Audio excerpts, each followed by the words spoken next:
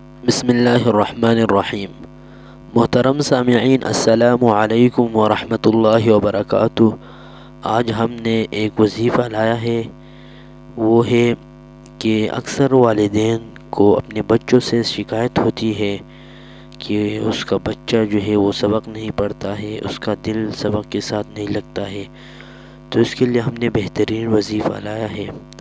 وہ وظیفہ یہ ہے کہ والدین کو چاہیے کہ وہ اس وظیفے کو کر لے کہ صبح اور شام رب اشرح لی صدری ویسر لی امری واحلل عقدۃ من لسانی یفقہوا قولی۔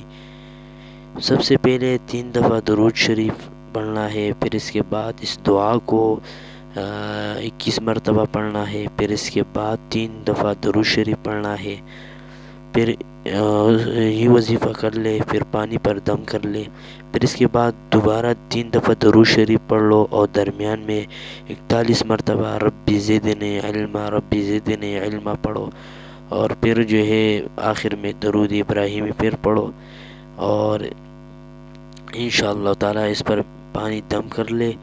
بچے کا ذہن بھی کھل جائے گا اور بچہ جو ہے وہ سبق بھی پڑھے گا۔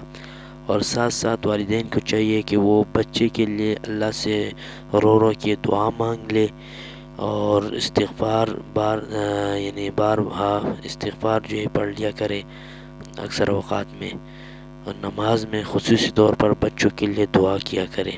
انشاءاللہ تعالی بچہ آپ کا تابعدار ہوگا، فرمان بردار ہوگا۔ یہ بچہ جب کل بڑا ہوگا تو آپ کا فرمان بردار ہوگا اور یہ ذہین بھی ہوگا۔ ابھی سے یہ وظیفہ اس بچے کے لیے شروع کرو، انشاءاللہ تعالی بچے کے قوت حافظہ اور